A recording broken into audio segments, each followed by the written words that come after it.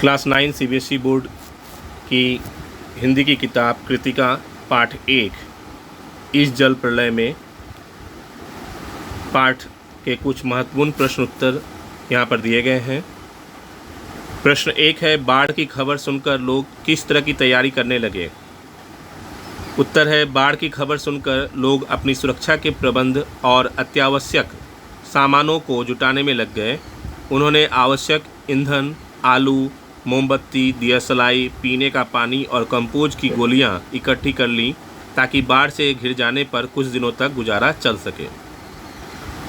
प्रश्न 2 है, बाढ़ की सही जानकारी लेने और बाढ़ का रूप देखने के लिए लेखक क्यों उत्सुक था। उत्तर है, लेखक उस क्षेत्र का रहने वाला था जहां बाढ़ ग्रस्त लोग शरण लिया करते थे। वह बाढ़ पीड़ितों की मदद कई तरह से कर चुका था। वह बाढ़ के प्रति जिज्ञासु था, जिसे शांत करने के लिए वह बहुत बेचैन था।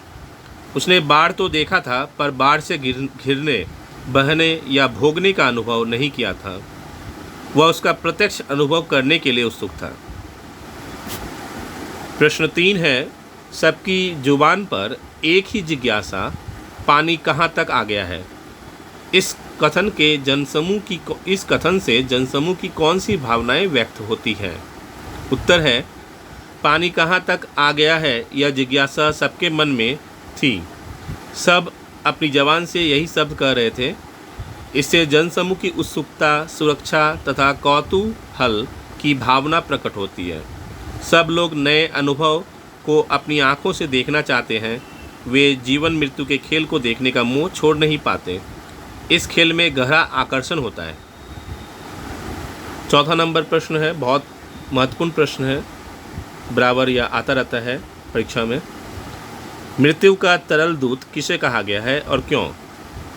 उत्तर है, बाढ़ का गेरुआ झाग फेन वाला पानी जो मोटी डोरी के शक्ल में निरंतर बढ़ता आ रहा था, जो लोगों के मन में भय उत्पन्न कर रहा था तथा सब कुछ धीरे धीरे डुबोता हुआ आ रहा था, ऐसे पानी को मृत्यु का तरल दूत कहा गया है।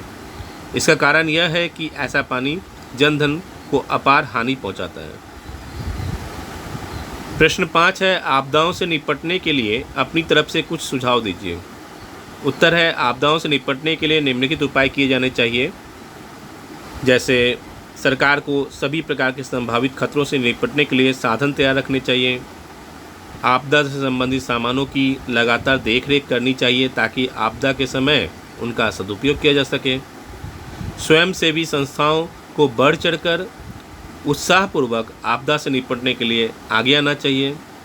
सरकार और स्वयंसेवी संस्थाओं के बीच गहरा तालमेल बिठाने के प्रयास होने चाहिए।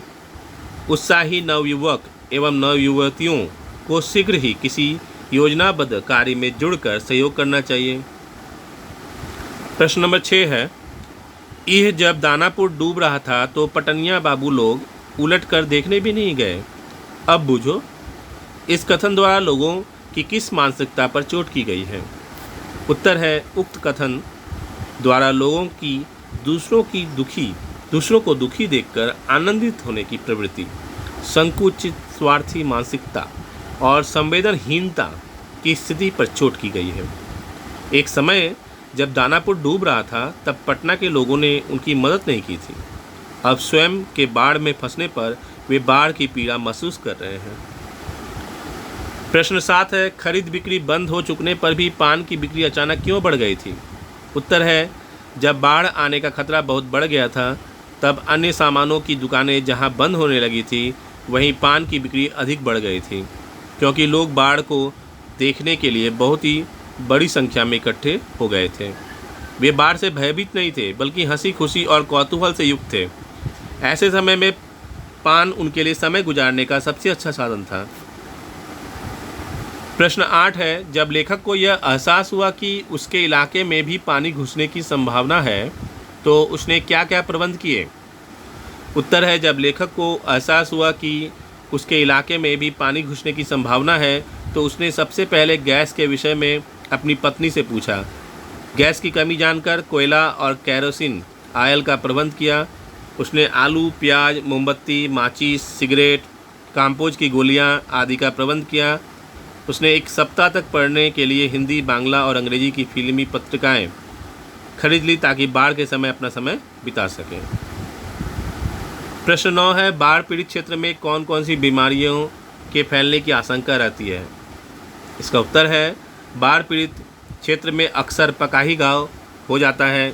बाढ़ के गंदे सड़े जल के कारण लोगों के पांव के तलवों में घाव हो जाते हैं। इसके अलावा हैजा, मलेरिया, टाइफाइड, प्लेग आदि बीमारियों के फैलने की संभावना भी रहती है, क्योंकि बाढ़ के गंदे पानी में मच्छर अत्यधिक मात्रा में पनपते हैं, जिसके कारण मलेरिया जैसी बीमारी भी हो जाती है।